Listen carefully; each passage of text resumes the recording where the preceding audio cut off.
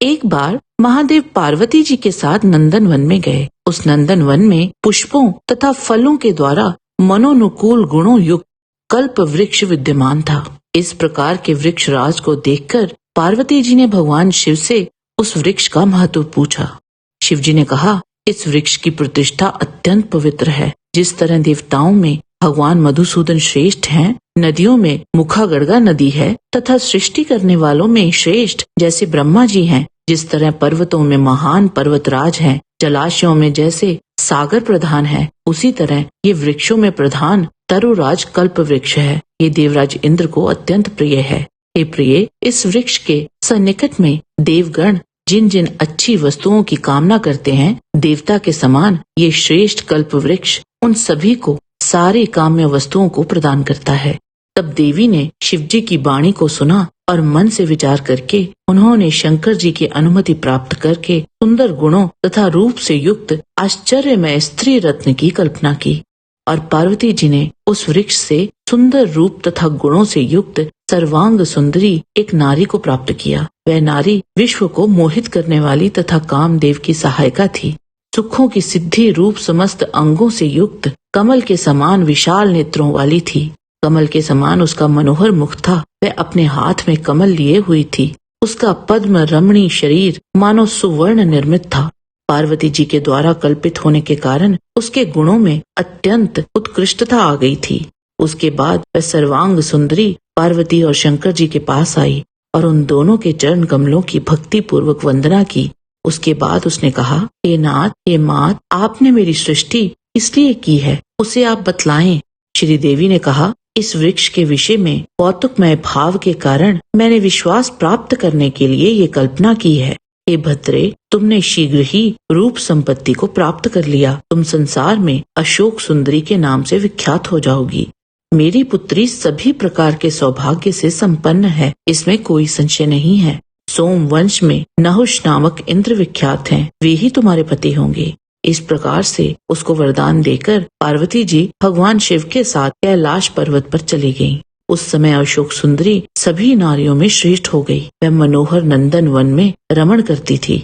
एक समय दानवराज विप्रचिति का हुंड नामक पुत्र उस वन में आया। वह भयंकर और तीव्र स्वभाव का था। वह स्वेच्छाचारी और महाकामी था।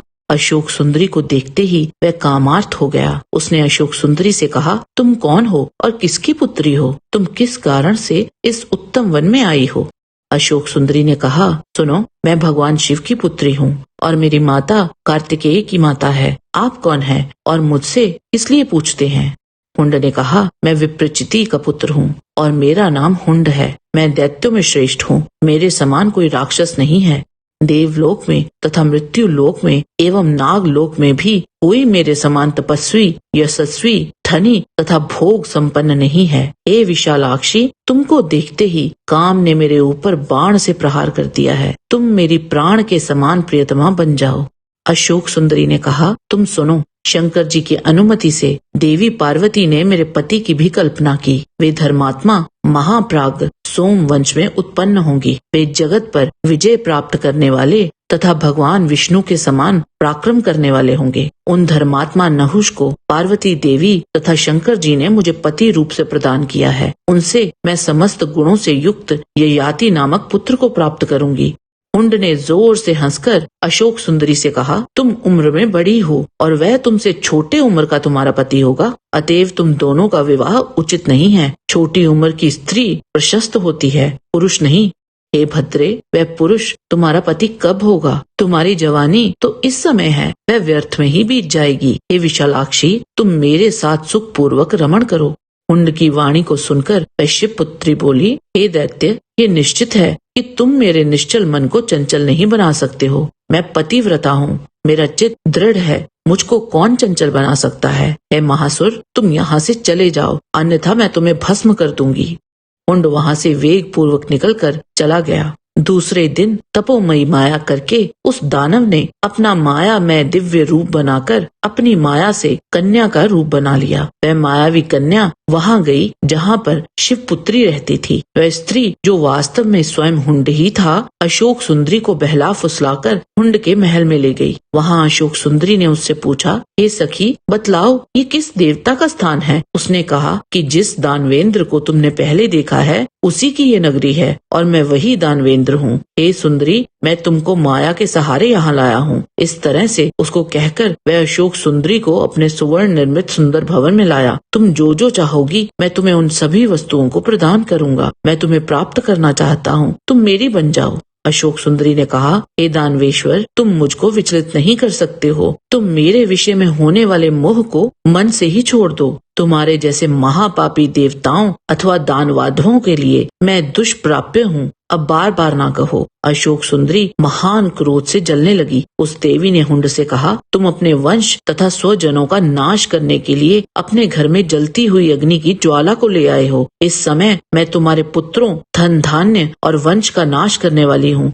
जिस तरह से तुमने नहुष को पति रूप से प्राप्त करने के लिए परम तपस्या करने वाली मुझको यहाँ लाया है, हे दानव, मेरे पति उसी प्रकार से तुम्हारा नाश कर देंगे। मुझको ही निमित्त बनाकर देवताओं ने तुम्हारे नाश के इस उपाय को रचा है। अरे दुष्ट, जब महात्मा नहुष के बाणों द्वारा युद्ध के मैदान में गिरे हुए केशों वाले तुमको मरा हुआ तथा खून से लथपथ मैं देख लूंगी, तभी मैं अपना विवाह करूंगी। इस तरह से नियम करके गड़गा के तट पर हुंड का नाश करने के लिए निश्चल होकर वह शिवपुत्री बैठ गई। श्राप के कारण दग्ध अंतःकरण वाला हुंड भी दुखी होकर चिंता की अग्नि से संतप्त होकर उसने नहुष की माता इंदुमती, जो उस समय गर्भवती थी, उसका भी अपहरण करने का प्रयास किया, परंतु दत्तात्रेय जी के आशीर्वाद से उसके सारे प्रयत्न विफल हुए और नहुष का जन्म हो गया। इसके बाद उसने नहुष का अपहरण कर लिया और उसे अपनी पत्नी को देकर कहा कि इसे मार डालो और इस मांस को पकाकर मुझे दे दो। चूंकि आयुष के पुत्र नहुष अपने कर्म से रक्षित थे, उसके कारण रसोइया भी कृपालु बन गया और उसने उस बालक को ले जाकर वशिष्ठ जी के आश्रम के बाहर रख दिया। वहाँ उसने संपूर्ण वेदों का अध्ययन किया, साथ ही धनुर्वेद तथा अस्त्र शस्त्रों का विज्ञान